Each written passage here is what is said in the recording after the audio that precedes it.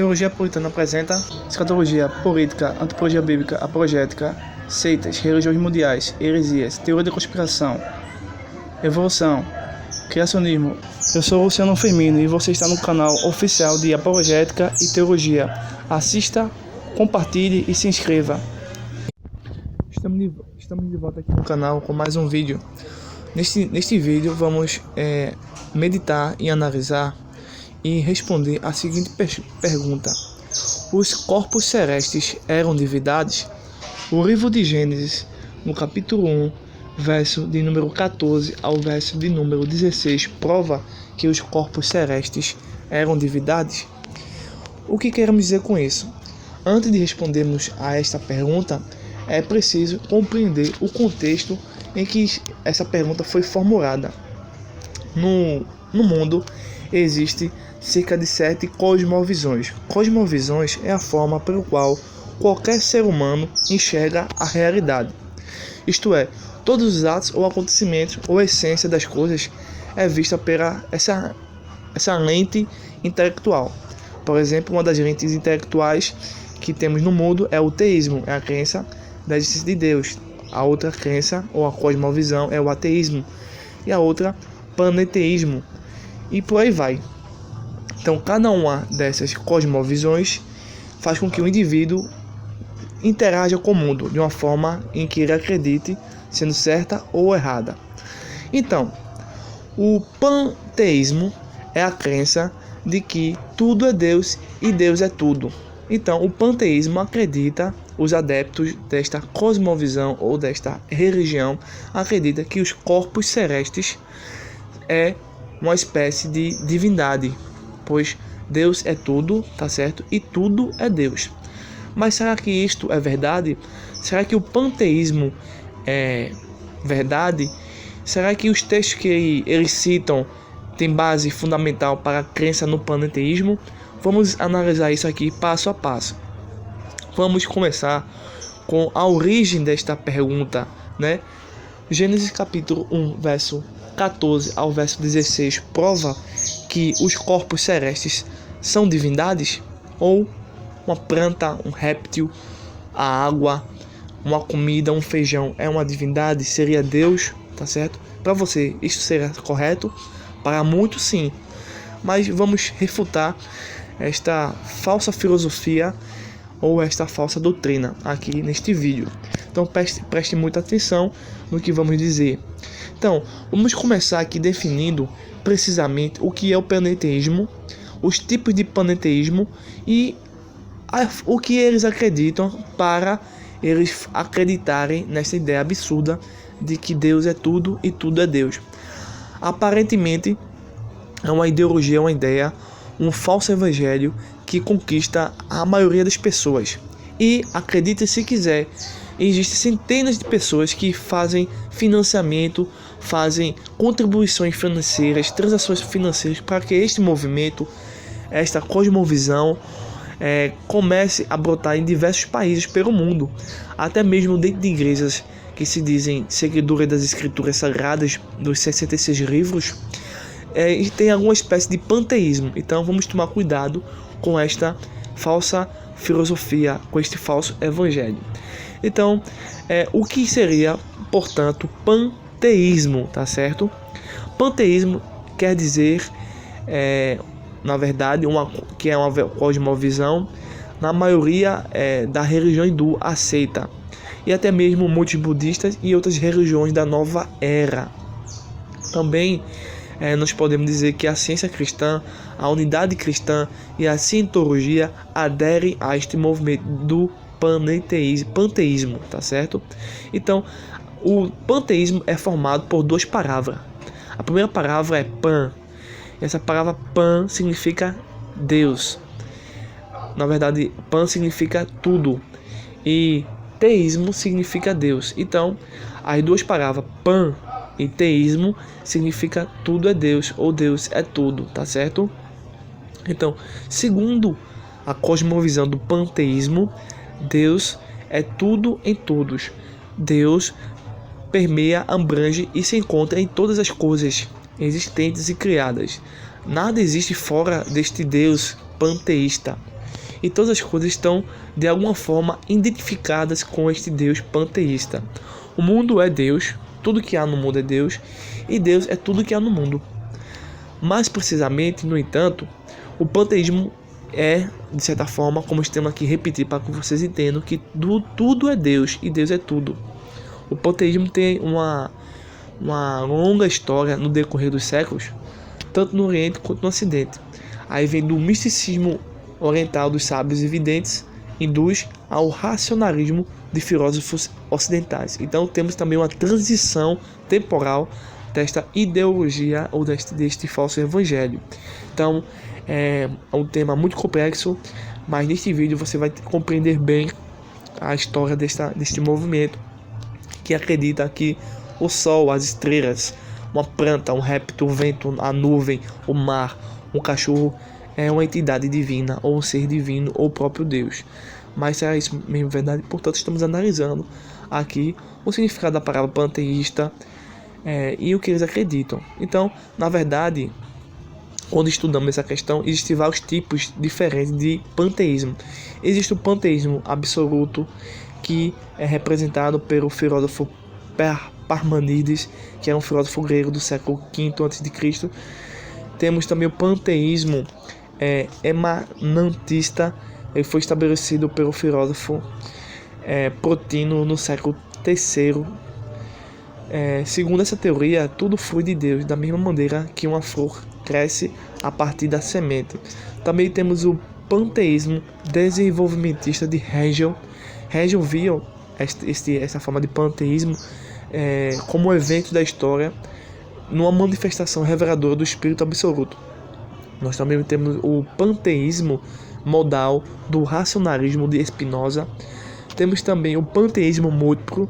Temos também o panteísmo penetrante. E assim vai a história deste movimento que tenta distorcer as escrituras. Então, para finalizar esse primeiro ponto, quais são as crenças básicas que interferem radicalmente nas escrituras? Então, veja só, quando lidamos com movimentos não cristãos, eles têm crenças que diferem e que atrapalham na interpretação das escrituras. Essas crenças, elas são a base fundamental para a existência do panteísmo. Nós vimos o conceito ou a estrutura do panteísmo. Agora vamos ver no que eles realmente acreditam, para dizerem que Gênesis capítulo 1, verso 14 ao verso 16, diz que os astros ou corpos celestes são divindades. Bem, o que o panteísmo acredita sobre Deus, sobre a natureza, a pessoa de Deus? Bem, no panteísmo, Deus e a realidade são impessoais, ou seja, Deus não é pessoa, um ser, não é? Ele é algo abstrato. Também eles acreditam que que Deus e o universo são é uma coisa só. Não existe diferença entre Deus e o universo, tá certo? Deus e o universo são a mesma coisa. Ou seja, se você toca no barro, bebe uma água, você está tocando em Deus. Se você chuta um cachorro, você está chutando Deus, e assim por diante. Se você calça um sapato, e assim vai, também seria Deus. Porque tudo que há no mundo se funde nessa união absurda. Também o panteísmo vai ensinar coisas absurdas ou abomináveis. Por exemplo, que o panteísmo, a crença de que tudo é Deus e Deus é tudo, ensina que não existem milagres, não existe a operação divina de Deus na Terra. Então, tudo isso aqui que nós acabamos de falar faz com que a gente entenda porque eles ensinam que os corpos celestes são divindades, entendeu? E que há uma certa forma de culto a eles. Vamos abrir a Bíblia agora em Deuteronômio, no capítulo de número 4, e o verso de número, deixa eu ver aqui, verso de número 19. Deuteronômio 4 e o verso de número 19, que diz assim. Deixa eu pegar aqui as escrituras. Deuteronômio 4, verso de número 19. Diz assim: E não levantes os teus olhos aos céus, e vejas o sol, e a lua, e as estrelas, todo o exército dos céus, e sejas impelido a que te inclines perante eles, e sirvas aquele que o Senhor teu Deus repartiu a todos os povos debaixo de todos os céus. Ou seja, esse texto é uma óbvia e evidente proibição do culto a corpos celestes. Nós temos no passado remoto ideias pagãs no qual o panteísmo ressuscitou, ou melhor dizendo, houve uma continuidade desse paganismo que afirma, desde os tempos em que o povo de Israel foi escolhido para ser o povo santo, separado, exclusivo para Deus, havia movimentos religiosos que eram movimentos pagãos e que vêm até os dias de hoje e constantemente afirmam, mas sabendo que já foram refutados desde o Antigo Testamento, que os corpos celestes eram divindades. Isso mesmo. O Antigo Egito acreditava, por exemplo, que Deus era o Sol, e outras divindades também poderiam ser ratos, répteis, sapos, moscas. Então tudo isso era o panteísmo, como nós hoje compreendemos, mas no passado era chamado de paganismo. Então nós novamente entendemos que existiam realmente conceitos alegóricos e mitológicos no período em que o povo de Deus estava sendo salvo intelectualmente e espiritualmente das garras do grande inimigo que está aqui nesta terra. Gênesis está, por outro lado, confrontando todas essas falsas doutrinas de que há uma entidade cósmica no Sol, ou seja, o Sol seria uma entidade cósmica. Bem, o que então leva as pessoas a acreditarem que o Sol ou qualquer outro planeta, ou inclusive melhor dizendo, o mundo seria Deus, né? Sem qualquer distinção, como acabamos de ver. Então, por que se apegam a uma palavra e distorcem? Por exemplo, no texto de Gênesis que acabamos de citar, de Gênesis capítulo 1, verso 14 ao 16, existe a expressão para governar o dia e para governar a noite. Então, esse governar, esse verbo governar, ele sempre no entendimento desse povo acredita que é para entidades ou pessoas que exercem funções sobre algo. Então eles acreditam que o Sol ou qualquer outro corpo celeste seria uma divindade, sem ser uma natureza específica de pessoa, né? Como conceito mitológico alegórico. Então essas ideias veio do Egito, da antiga Babilônia, e temos até relatos dos povos sumérios sobre a criação do mundo e o governo do Sol, da Lua, das estrelas. Esse pessoal até personificava essas entidades, um pouco até mesmo diferente do panteísmo atual, tá certo? Eles faziam deuses ou seres divinos ao ver o Sol e outras estrelas no céu, como entidades superpoderosas, pois eles acreditavam que governavam o mundo e as suas ações. Mas as escrituras em momento nenhum afirma que isto seria uma doutrina das escrituras, apenas condena e refuta essas crenças pagãs. Nós vimos em Deuteronômio capítulo 4, verso 19, a clara proibição do povo de Deus de cultuar os corpos celestes.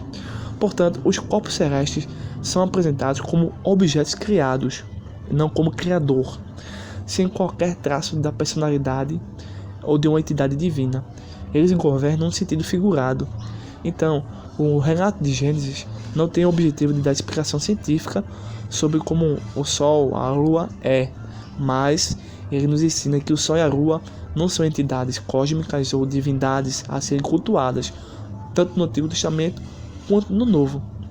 Então, de fato, respondendo à pergunta, os corpos celestes são divindades? Não, os corpos celestes não são divindades, são corpos celestes criados por Deus, que é uma entidade pessoal, que é uma trindade, e que esses corpos celestes servem aos propósitos absolutos do ser divino que nós conhecemos nas escrituras sagradas. Portanto, o panteísmo não tem alicerce bíblico, científico ou escriturístico para afirmar que sua cosmovisão era uma cosmovisão coerente com a realidade, uma vez que vai de conta as escrituras. Portanto, Gênesis capítulo 1, verso de número 14 ao verso de número 16 não é um texto prova que os corpos celestes são divindade.